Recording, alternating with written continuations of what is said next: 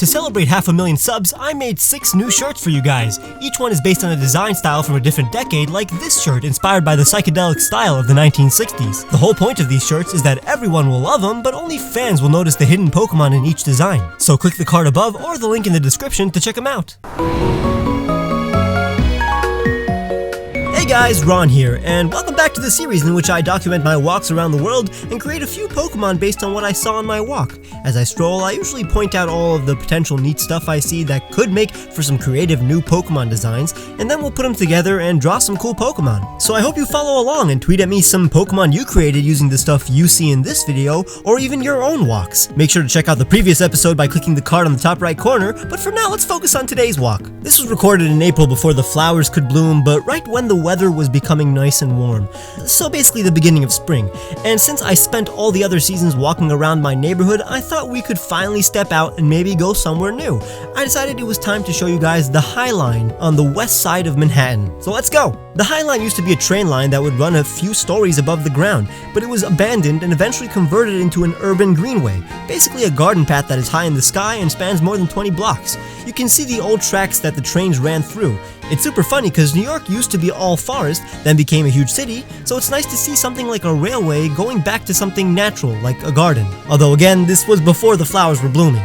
I think the theme of this video is going to be a combination of city and nature, metal and grass. Maybe some Pokemon that depend on the city, or Pokemon that depend on other Pokemon within the city. You can see people sitting down and looking at the view of the streets. I like how these seats come out of the ground, they look natural.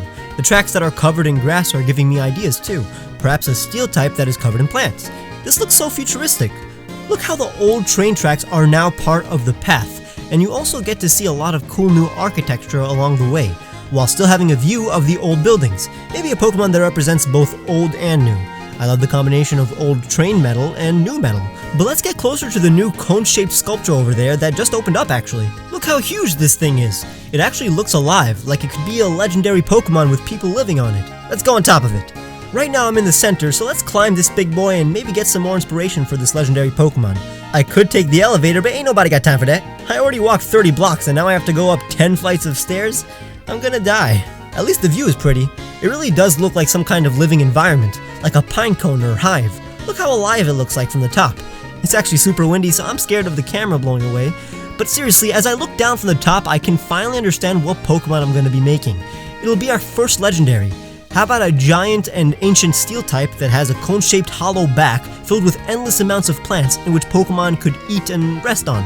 This entire sculpture that I'm on is actually a monument that is meant to represent, honor, and idolize this ancient legendary. Let's open up Photoshop and design this kind beast. First we gotta draw the basic shapes. That's not even close to the hard part. It has the cone back and the face and then the legs. We know it has multiple layers like the sculpture, and I mean basically the entire back is just the sculpture we saw. It's gonna be hard inserting the hive-like hexagon patterns that weave together, but I'll do it because I love ya. That's a lie, by the way. Don't expect me to get you a birthday present or anything. So after some hard work, the pattern's done, and now it's time for the face. It's facing the side, so we only see one eye, and just like its back and face, the legs also have segmented armor, and back on the face, I honestly don't know what to do yet.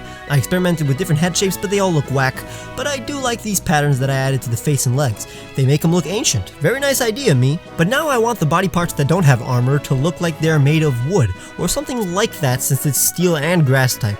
But it's primarily grass type because plants grow on it. Each level on its back basically has a different environment and collection of plants from around the world. Maybe thousands of years ago, it roamed the earth in order to collect different seeds for its back. It's very turtle-like, so it makes sense that it's very old. Perhaps it's related to Torterra. Now I'm just making a more refined version of the drawing. If you see, parts of its metal body is chipped and cracked. It's old, I can forgive it. But here's the final design. Say hello to Bygome. A combo of the word bygone, which refers to things that are old, and biome, which is a large natural habitat. It's super friendly and wise. It loves and protects all the Pokemon that depend on its back, and the plants on its back for nourishment and protection.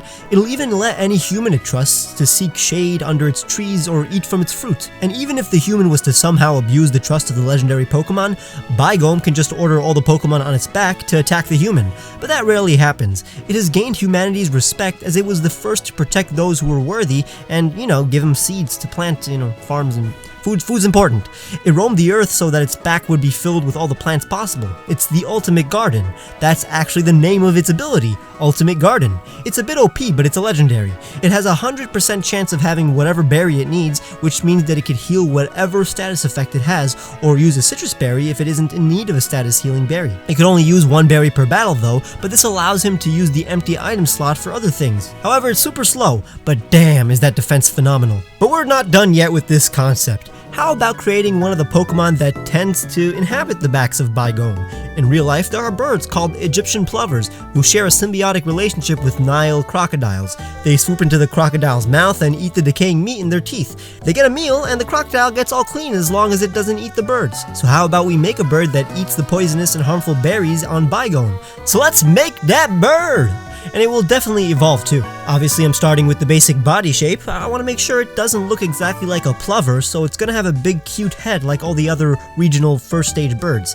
I'm not feeling this wide open eye, but that'll change eventually. I'm basically just sketching in the design the average Egyptian plover has, and to make it more Pokemon-like, I'll give it a unique hairstyle. And now these birds are around water, so they need long legs to stick out, and since it's a baby bird, it needs that ruffled, messy feathers that chicks seem to have.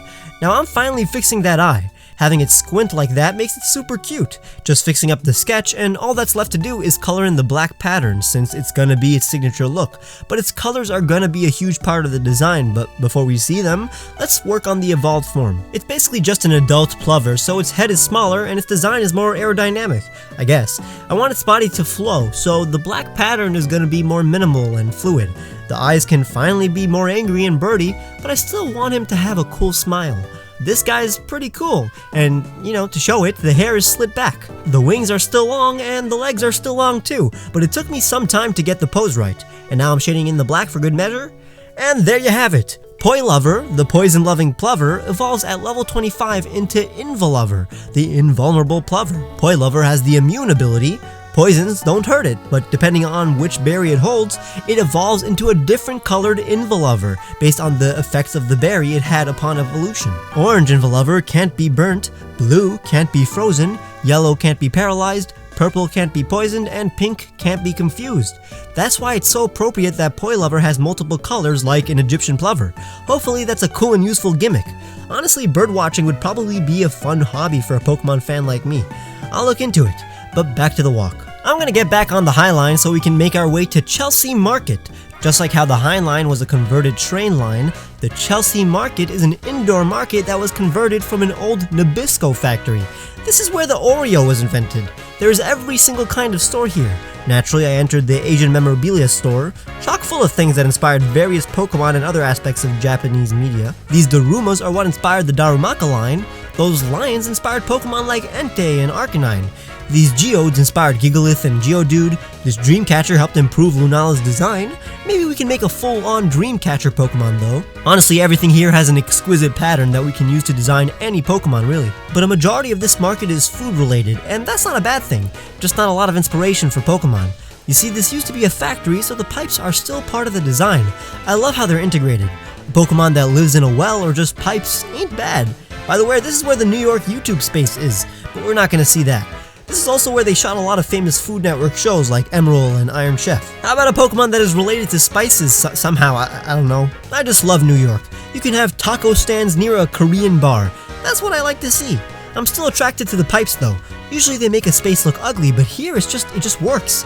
Makes it feel like an authentic market, which it is, but you know. I don't know what this stone bed is doing here, but honestly, everything else I see is neat, but doesn't have some kind of theme, so I'm gonna go back to those pipes. How about we make a Pokemon that lives in city pipes? Not only lives in them, but transports using the water pressure of the pipes. How about a super intelligent water rat that is very hydrodynamic and sneaky and goes around collecting and bartering objects it finds around this market, for example, like the coins in the fountain or these exotic fruits. Let's go to it. It's a hydrodynamic rat. Nothing else to it really. It's gotta be as fast as an arrow to get through those pipes and running water quickly. Its tail will also be hook-like in order to hook onto what it wants to collect. Its ears flop down so there's no resistance, and honestly, I'm giving it a cloak-like cape. It'll help it hide things in its fur. Gotta make it more pointy though. Now when it's redraw, I'm gonna make sure it's less clunky and that it's as hydrodynamic as can be.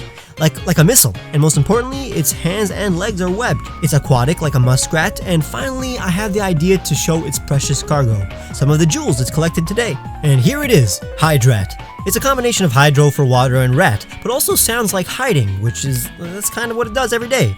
It's a pure water type and has either the swift swim ability or pickup. It's super fast with some pretty cool attack stat.